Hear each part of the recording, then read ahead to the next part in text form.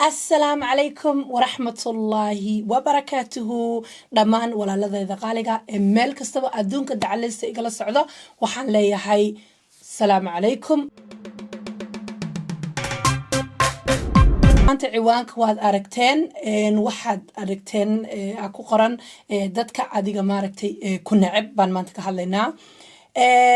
ورنتي وطبق aan sii wadi doono topican qofka xaasidka maxaa lagu gartaa qofka ku nacab maxaa lagu gartaa qofka ma aragti ka soo horjeeda maxaa lagu gartaa qofka wanaagaaga nacab maxaa lagu gartaa waxa soo dhan waa waxyaabo ma aragtay aynu hoos u sii galgali karno soo dhawaada and thank you so much dhammaan dadka walaalada qaaliga ma aragtay ii soo gudbiyo programada inta kadib waxaan rajaynayaa inaad halkaas all information kay waa kaas haduu Facebook yahay haduu wax kasi haduu xataa telefoon numberkayga yahay wax kasto qosooyina adiga kugu dhacday iyo wax idinku dhacay wax saaxiibkan ku dhacay iyo wax kaleba aad ii soo gudbisaan aad bad u mahadsantiin soo dhawaada dadka ku nacab horta qofka maxaa laga nacayaa marka hore waa maxay qof ku nacab of course dadka bini aadamkii waxba isuma quuraan siiba Soomaalida waa dad cajiib ah وضد إلهي سبحانه وتعالى بإنك دليل دب سمع لين كرنو so that's why واحد شروع وأنا إندا لقد دبولن كرين ضد كنعب أو haters لده أما ضد كما عرفتي trolls كأي ما عرفتي مركز قف مرك اللايف كصاقله أما مرك وما عرفتي محل ده هذا يوتيوب كوحصار ديكو لبس كن يداني تشوجن ما عرفتي hate كصاقرة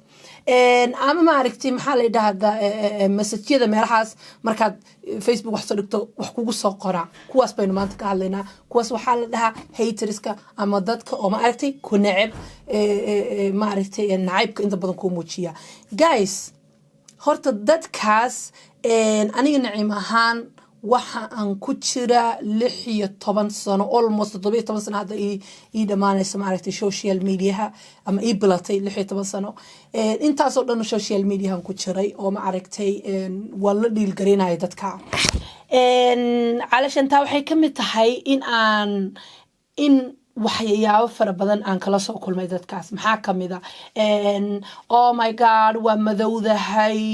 wad fool xuntahay madowga ma iscadaysid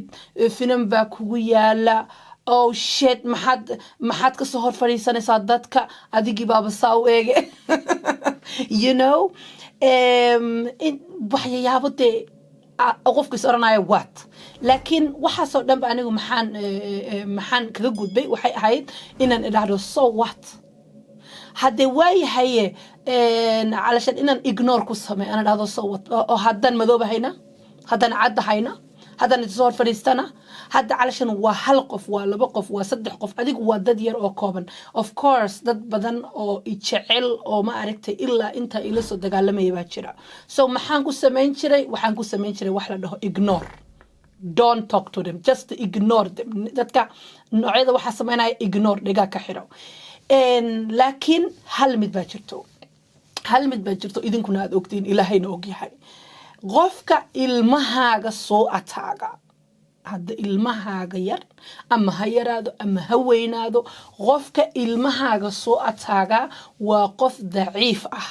waa qof iska tusay adiga Soomaalidu maxay tiraahdaa qofka dhiiranaantaada raba dhalankaagu dhirbaaxa soo lama dhihin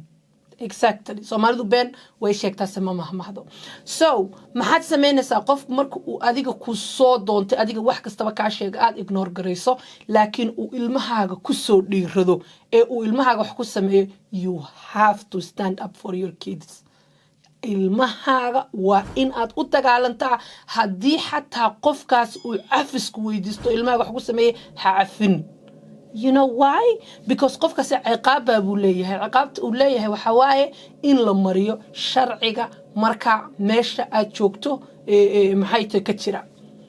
aniga ma lihi qofkaas dila qofka eriyo no that's not what I'm saying waxaan leeyahay qofkaas waa in aad talaabo sharciga waafaqsan aad ka qaado oo taas aniga ma igu dhacday yes way igu dhacday dad fara badan baa isoo weydiinaya waxay leeyihiin naciimahay maxay tahay arrinkiina jimhal ku maraya arrinkiina jimhal horta waxaan ugu bishaareynaya walaalahay qaaliga inuu meel fiican marayo inuu maraayo hadduu ilaah awood leh ka dhigana insha Allah in aan taako idin la soo socodsiin doono hadduu ilaah awood leh ka dhigo laakiin at this moment inuu meel fiican marayo insha Allah biidnillah waan idin la soo socodsiinaa because dadkayga ilaa intaasoo dhan iisoo hiilinaya baatiin so marka laga reebo caruurta xaggeeda programkeena waan kusii soconaynahay caruurta xaggeeda marka laga reebo horta dadka intaanan ka tegin horta dadka daciifka ah waa dadka caruurta ku soo noqda waa dadka idinku ishaayo qof maaragtay caruurtaada daba mara maaragtay caruurtaada ku daba mara that is like was so disgusting waaye wax fiican ma ahan qofka ilmihiisa u daa ninkiisa u daa laakiin isaga ayaad saysan soo ma isaga qabso isaga ama sharciga la mar ama meel kale la mar laakiin Soomaalidu inta badan sharciga ma taqaano meelaha loo mara ma yaqaanin waxay yaqaanin in meelahan ku meereystaan oo qiiqis ku qariyaan oo qayliyaan sida eega camal u ciyaan laakiin that is not the solution that is one kala talinaya okay guys so waxaan maanta intaas baan ku maaragtay xagga caruurta iyo maaragtay aan kaga hadlayaa horta dadka ku nacibi yaa waa dadka ku nacab ama aan ku arki karin waa dad horumarkaaga nacab haday tahay waxbarasho haday tahay ma aragtay business haday tahay ma aragtay qof nin wanaagsan haysato haday tahay ma aragtay ilmo wanaagsan haysato alashan waa qof maxaa la dhahaa ku nacab oo horumarkaaga nacab ku nacab qof dad badan baa ku nici kara laakiin waa horumarkaaga qofku ma arki karo because wuxuu isu arkaa wax aanu isagu wallahi billahi waxaad isaga ku saabsana ama isagu uu heli lahaa inaad adigu heshay so wuxuu isku dayayaa inuu hoos ku dhigo oo hoos ku jiido oo hoos ku maaragtay ku cadaajiyo si uu ma aragtay waxyaabaha adigu aad haysatid uu u helo because isagu wuxuu aaminsan yahay why bad adigu u heshay uu isagu heli waay that's a good question so marka taa waxay ka dhigan tahay haduu waaye isagu wanaaga calashan adiga uu kugu arko hada tahay qof dhoof ka jecel meelaha maraay sanagu kala wan xarabisa dhoofkan iska jeclay meelahaas soo warwareega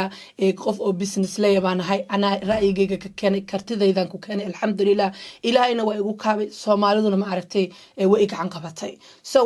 qofku wuxuu kugu ataagaya waybad uqurxanaatay xataa wajigaaga uu qurux badiyay so programka maraba inuu sii dheeraado laakiin waxaan rabaa inaan muhiimada ka taabano muhiimadu waxa waaye qofku haduu ku dhaho for example kale aniga marka la igu leeyahay naciima wad madowdahay qofka wuxuu ku dhaho waxba kama bedelayo wax aad tahay exactly Soomaalidu waxay tiraahdaa afkaaga waxaadan ahayn afka qofka kale kuma bedelayo ama maxay ahayd maamadii soo qorbal calashan waxay ka dhigan tahay waxaadan ahayn qof kale kaama dhigi karo gabadha waa dhilo way sharmuudaysataa okay afkooda ma dhilo ku noqone may sharmuuto ma tahay may iyaga ku yiri Soomaa you don't care samay laakiin waxay kugu noqonaysaa goorma ayaa hadalkoodu rumoobaya wuxuu hadalkoodu rumoobaya maalinta adigu tiraahdo yes waa run wallahi waxba iga siya marka aniga la dhahay oh my god waa madowdahay ma iscadaysid dadka inaad soo hor fadhiisatid maaha oh shit maxaa kaasi hadii adigu aad iscalanato tiraahdo ama lagu dhaho sharmudada Allah booyay maxaa iga siiyay Allah hogayay waxun ban sameeyay Allah maxaan sameeyay Allah adiga aad iscalanato aad wixii isu aragto then haterska they win علشان dadka oo ku nacab way ka win gareeyeen because wixii ay iyagu kugu lahaayeen ayaa reality-gooda soo baxay علشان ereygay kugu dhahaan ayaa reality noqday علشان erey run ah noqday so marka qofku wax kugu leeyahay waa inaad kala saartaa ma wax saxaba mise waa wax beena علشان adigu ha ka dhigin run waxa uu qofku kugu leeyahay والله ومهم صدق أنا مسكحة إذا كو برنامج صدق أنت بدن ضدك ما عرفت عيد الساقرة أم هيد الساقرة أنا واحد سمية بنسكت لها هراء وقصي السعد حنا ذا okay waa ku maqlay waa sheekada moogtahay because way wanaagsan tahay inaad ogaato cadowgaaga way wanaagsan tahay inaad ogaato qofku ku nacab way wanaagsan tahay inaad ogaato inaad iska bloogto because you don't want to inuu ma aragtay meesha kugu sii jiro so muhiimad waxay tahay markaad aragto qof troll ah ama hater ah oo ma aragtay kula socda oo wax ka sheegaya iska ilaali waxaa jira oo qosol badan dad baa jira markan YouTube-kayga sidaa usoo dhigo marka ugu horeysa ee gambalolka usoo dhaco way galaan dislike-tay taabtaa hadda dhegeysta horta dadkani waxaanay ogeyn haddii aadan YouTube-ka calashan videoga haddii aadan dhammaysan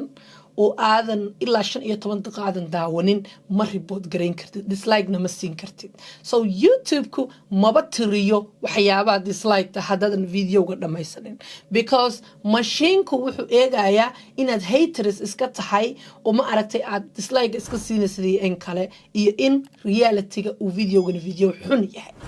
so dad baa waxay sameeyaan way soo galayaan notification-ka subscribe bay yihiin notification-kayga soo dhaca dhab sulka hoos u dhigaan wallahi sometimes benidin ma sheegay guys waxa ka soo wareega 1 second sida markan u taabto buttonka la dhahayo publish calashan programkan publish ku samee waaba intay galaan bay dhig hoos u dhigaan I was like okay wixii la sheegay waa cadaatay maaho marka kuwaas oo kale adiga maxaad ku sameynaysaa way fiican tahay inaad ogaato si aad channelkaaga uga bloogto si aad noloshaada uga bloogto si aad facebookkaaga uga bloogto si ma aragtay aad uga fogaato dadkaas oo kale because energy sucker waa energy ay ka dhuuqayaan wax kale alla waxay ku sameynayaan malahan at least hadaad jeceshahay in maanta dhan meesha lagu wacays buuradana hadaad iska waxayso dee laakiin ignore-ka ayay ku fiican yihiin laakiin maalinta ilmahaaga lasoo galo don't ignore it arsigu maalintaas u joogaa because ilmahaagu qofkan trollka kugu ah ma yaqaanin you know idinka ismaagay waa ilmahaagu usoo dabadabadsanaa because of waa daciifnimada adna ka faa'iidaysa hee sharciga lee mari soomaalidu iyagoo aan sharciga aqoon bay halkan inta iska yimaadeen waxay ku leeyihiin sidaas waayo hebel ilmaheedu waa kano don't do that so guys be careful dad badan baa isweydiin doona hadalka kelmadda aan dhahay qofka kelmadiisa inaad rumaysato waa khalad ama waad ku dhacaysaa haddaad rumaysato qofka kale wuxuu kugu leeyahay for example oo kale guys waayo waxaan rabaa inaan kelmadda dib ugu noqdo hadhowta si aydan idinku isu weydiinin ama ma aragtay aanay si khalad aydan u fasiran kelmaddaas waxay ka dhigantaa qofku markuu ku caayo ee uu ku yiro for example oo kale qof baa igu odhanaya alla hoogayo baaye khimaarka naciima aad soo xidhatay naag madow baad too khimaarkan ma kugu soo baxay aad xidhatay okay khimaarkan ma igu soo baxay miya it's good inaan igu soo baxayn inaad ii sheegtay laakiin maxaad ka bedeli kartaa walaashay amarna saaxiibada ayaan xasan qaasin ayaa waxay tiraahdaa maxaa la iska qaadayaa علشان waxay ka dhigan tahay kelmadaas wala waa kelmad fiican oo waxyaabo fiican waa la soo urursadaa waa dhaxal gal waxa waaye qofku haduu hadda kugu dhaho khimaarkaagu wuu xun yahay wuu fool xun yahay wad ku fool xun tahay khimaarada cadcad ama sidan oo kale light u ah qofka madow kuma soo baxan hadii hadda la igu dhaho maxaad ka bedeli kartaa qofkaasi muxuu ka bedeli karaa ma isweydiisin waxba nothing kama bedeli karo laakiin ka waran haddaan markii yiraahdo alla shiday khimaarkan wallahi bilaa khimaar fiican maaha maalin dambe igu arki maysaan waa inaan khimaaro ma aragtay madmadow ama si color u leh waa inaan soo xidho because of khimaarkan waa cadya don't do that guys don't do that علشان كلمة lagugu dhaho haddaad rumaysato way ku dhaawacaysaa laakiin haddaad rumaysan waa iska dabaysha ku soo agmartay waa dabaysha ku soo agmartay maxay ka taray waxba wax alla waxay ka taray samalahan so dabaysha dhigtaana ka maqal dhigtaana ka saar so waxaan rajaynayaa dhammaan walaalahayga qaaliga insha Allah programkan waa program joogto ah waxyaabo fara badan insha Allah aan idin soo gudbinayo oo kala nooca so biidnillah waxaan rajaynayaa in aad hadduu ilaah wadle ka dhigo aad ii soo gudbisaan programmo sidan oo kale ama waxyaabo kale oo idinku dhacay qisooyinka waan jeclahay runtii qisooyinka so halka igu soo dira hadduu ilaah wadle ka dhigo ciwaankayga waa kaas xagga sare ku qoran igu soo dira please because waa u baahanahay in aan ma aragtay inaynu isdhiirigelino ayaynu u baahanahay iyo inaynu dadka ilmaheena ku soo xadgudba aynu iskaga qabanno hangool faraarale udub inaan iskaga qabanno weeyaan ya hangool faraarale inaynu iskaga qabanno dadka ilmaheena ku soo xadgudba waxaan arkayay gabdho social media iska ceenaayo oo waliba caruur ceenaayo guys you are wrong khalad baad qaadateen so ilmaha wadamada jooga xaquuq bay leeyihiin kuwa yimi baa xaquuq leh kuwa ku dhashay baa xaquuq leh kuwa ku dhalan doona xaquuq leh laakiin adiga oo masaakiin oo ka yimi Afrika oo sideedoo kale ma aragtay wadanka ku dhalanin xataa adigu xaquuq baad ku leedahay ku dhalan laakiin aan sharciyadii fahmin oo sharciyadii kala ogeyn hadad wax iska dabaalato de waad ku haafanaysaa hadad dabaashi baran hadad meel iska dabaalato so ballankayga aniga wallaahi oo billah oo tala waxaan ilaahay ugu ballan qaaday oo naftayda ugu ballan qaaday qofka ilmahayga ku xadgudba ilmahayga horta qofka ku xadgudba in aan wada cad marin doono oo waliba wada sharciga la marin doono laakiin ilmahayga oo kaliya ma aha waxaan rabaa ilmo Soomaaliyeed oo dhan in laga caago caydiisa laga caago oo xagga loo tusay wala dhaw shit waa ilmo yar naga dhaafa berigii tii dhacday nagu dhicin berigii tii dhacday yay nagu dhicin naga daaya so waa muhiim inaad stand up samayso for your kids laakiin caruurtaada marka laga reebo kadib adiga hadii wax laga sheego dhigtaana ka maqal dhigtaana ka sii daa